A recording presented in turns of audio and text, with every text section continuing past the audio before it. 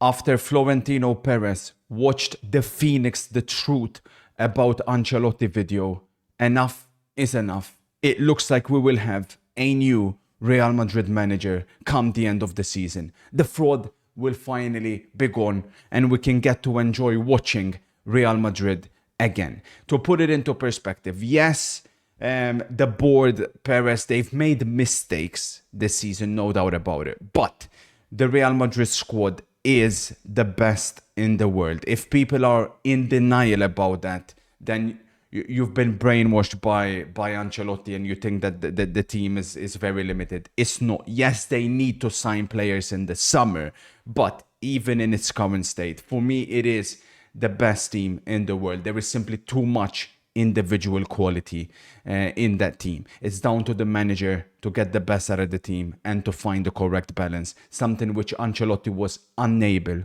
to do. So the question is, who will be the next Real Madrid manager? I've narrowed it down to 3 names. Although you never know, there could be surprises.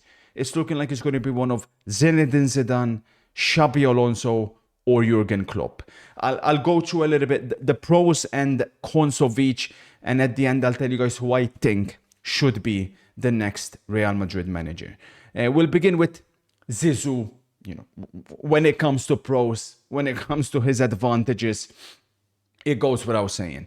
The only manager in the modern era to win 3 Champions Leagues in a row. Not much to add after that. The pure definition of aura. And make no mistake about it, that is something that is crucial, especially in amongst the younger players. The likes of Jude Bellingham, we've already known. He's taken the number that Zizou wore at Real Madrid. He's already managed Vinicius for a couple of years. We know he has a great, excellent relationship with Mbappe. There was always rumors about Zidane taking over the French job. Mbappe was really pushing for that. The players respect him. There's no doubt about that. But what I want to touch upon also when it comes to Zidane is how underrated he is tactically. Because I never quite felt he got enough praise for that. You're not going to win 3 Champions Leagues in a row without knowing what you're doing on a tactical level. Defensively, his teams have always been great, especially in his final 2 seasons at Real Madrid. Yes, the goals were drying up, but the team always had the correct balance about it. Tactically, he is miles clear of someone like Ancelotti. The way he integrated players like Isco, for example, whereby many other managers probably would have stuck with the Bale, Ronaldo, Benzema, but Zidane integrated Isco when he was crucial in Real Madrid's success.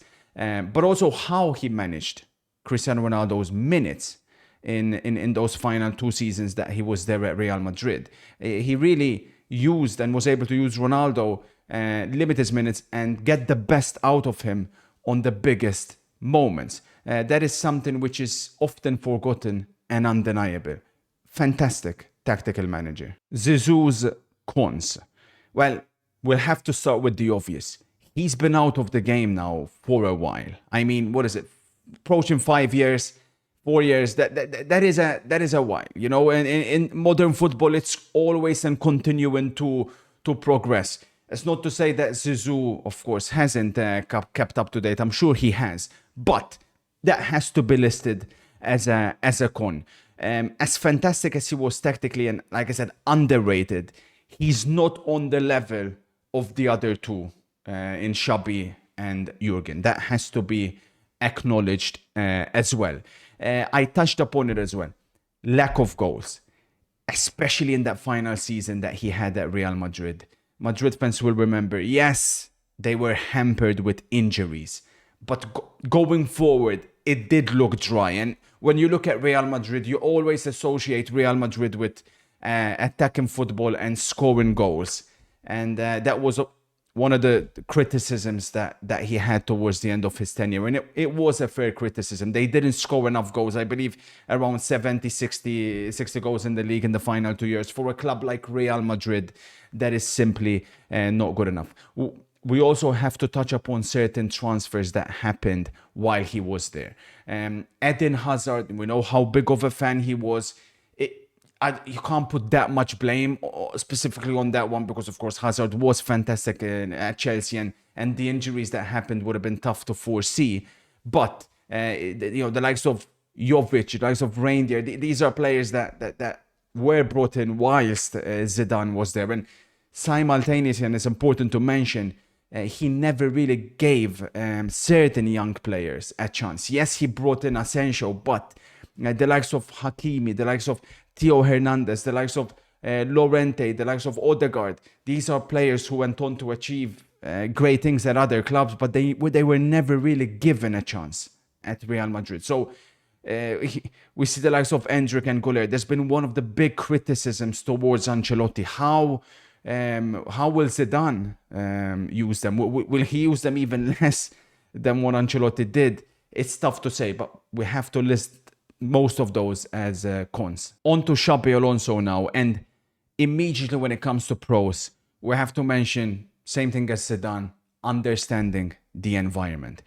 It cannot be understated. He's, of course, a former Real Madrid player. Managing Real Madrid, it's a completely different thing. It's eaten up certain managers. You could have managed anywhere, but when it comes to managing Real Madrid, it's completely different.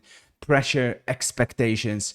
But I'm sure Xabi, even though he's not the most experienced coach, the fact that he's played there and he understands that there is a huge pro in his favor. His work at Leverkusen, I still don't think he quite get the credit that he deserves for what he's accomplished there. Look at what and where Leverkusen were when Xabi took over. They were near the relegation zones. And he's got them to, in about a couple of years, to have a season like they had last season, which for me would have gone down as the greatest season any club would have ever had in the history of football. One game away from not suffering a single defeat in any competition. But even then, no team, not even the great Bayern Munich teams of Jupp Heynckes, Pep Guardiola, they were not unable to go in an entire season undefeated in the Bundesliga. He done that whilst also winning the cup and only losing the Europa League in the final game to a fantastic Atalanta team managed by a fantastic manager. So even that, you can't hold that much against him. The biggest quality and the biggest strength I think Xabi has is how flexible he is tactically and how he's not married to a single style. Look at the managers that he has played under. The likes of Rafa Benitez, the likes of Jose Mourinho, the likes of Pep Guardiola, some of the greatest managers in the history of the sport. And you could see in the way he manages that he's taken a bit out of everybody. He's not married to a single style. It depends on who the opponents are. He can vary how they play. He's not obsessed with, we have to have the ball, we have to play a high line, everything. No, he can vary that. And that's a huge advantage. And of course, his teams have been very, very tough to beat. Another important pro, the development of players at Leverkusen. Again, it's not like Leverkusen were this super club that could spend and buy all these players. No, he done that by getting players and developing them. Look at how Frimpong, Grimaldo was a free transfer. And he got him into one of the best left backs / left wing backs in the world. The likes of the centre backs, Tapsoba, Hincapie, Boniface. Boniface, yeah, he's not an out-and-out starter. His form has dipped a little bit. But again, prior to go into Leverkusen, nobody would have expected him to reach the level he's reached. Florian Wirtz, sure, incredibly talented. But again, was coming off a double ACL injury. On to Xabi's cons. So even though he is tactically flexible, his preferred formation at Leverkusen has been, of course, the 3-4-2-1. At Real Madrid, I don't see that translating well. So I'm sure he'll have to adapt and adjust because Real Madrid, I don't see them having the natural wing-backs. Trent, he's not a wing-back. On the left, Ferland Mendy definitely isn't either. So that have to either buy players if they want, or if he wants to continue playing that formation, or he'd have to make adjustments, which, to be fair, like I said, I'm sure he can and he will be able to. A con of Xabi that has to be stated is, by nature, he is more of a defensive manager, which kind of a bit like Zidane. It does go against Real Madrid's heritage, you know, like the scoring goals and attacking play. But the one thing I was disappointed with Xabi this year, again, I don't think many were expecting Xabi to be able to, of course, achieve the success he did last season.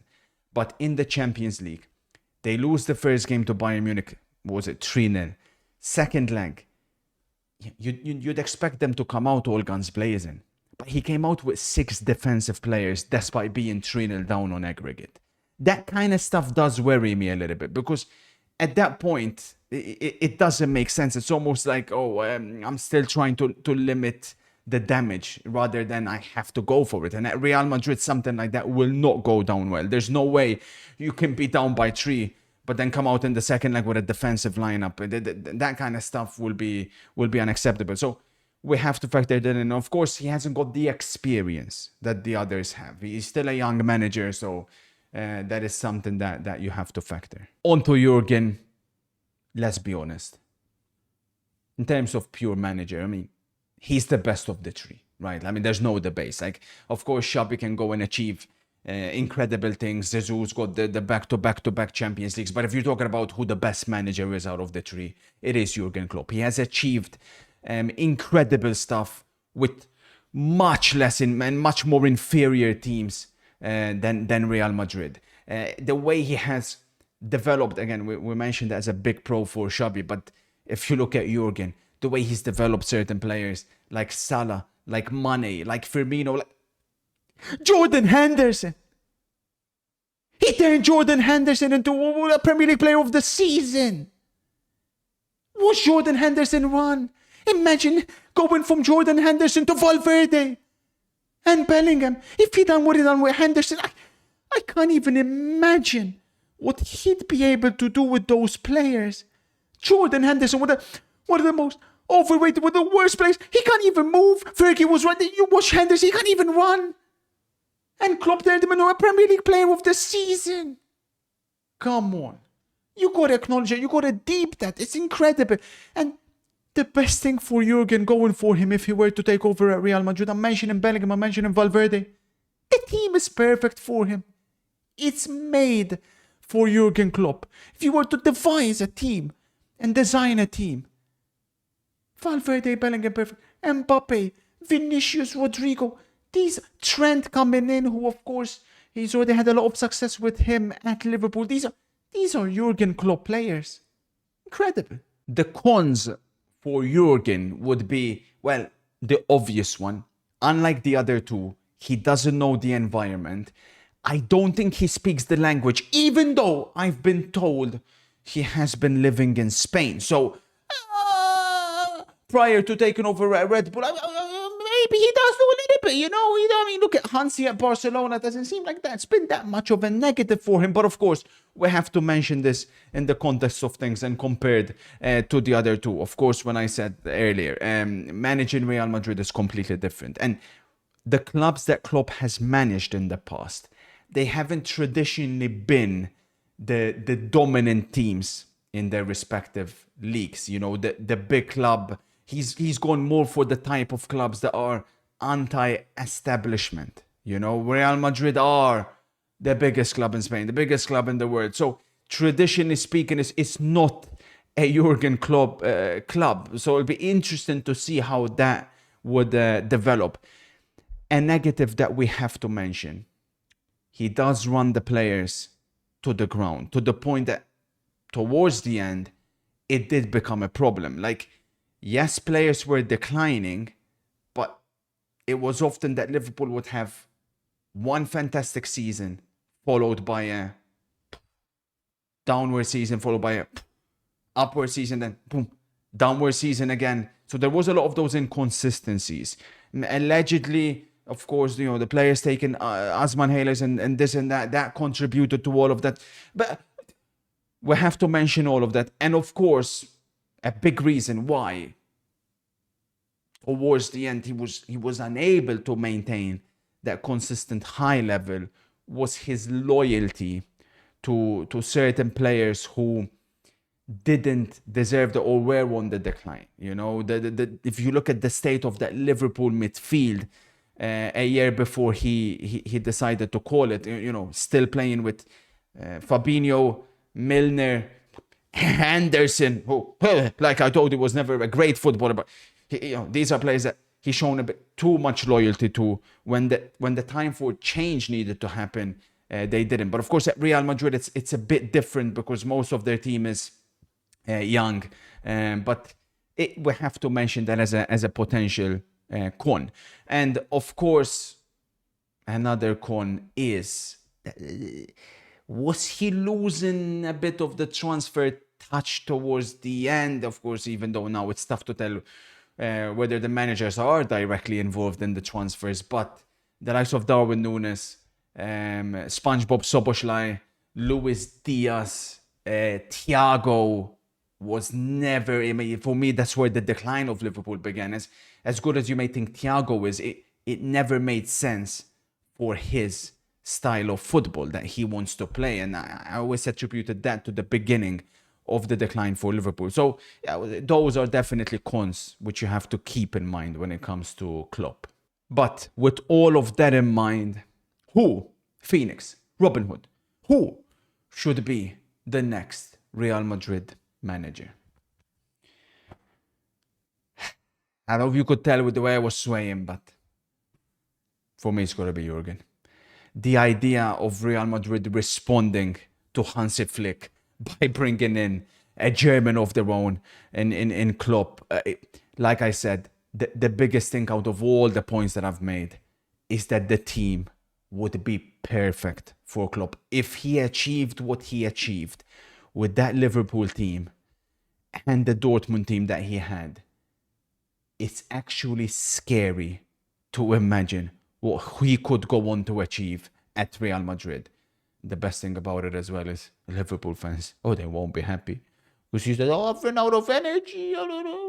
Please, man, please. He didn't want to manage Darwin Núñez anymore. He didn't want to manage Dominic SpongeBob Szoboszlai anymore. But if it comes to managing Bellingham and Mbappe, he'll be leaving that Red Bull post in a heartbeat.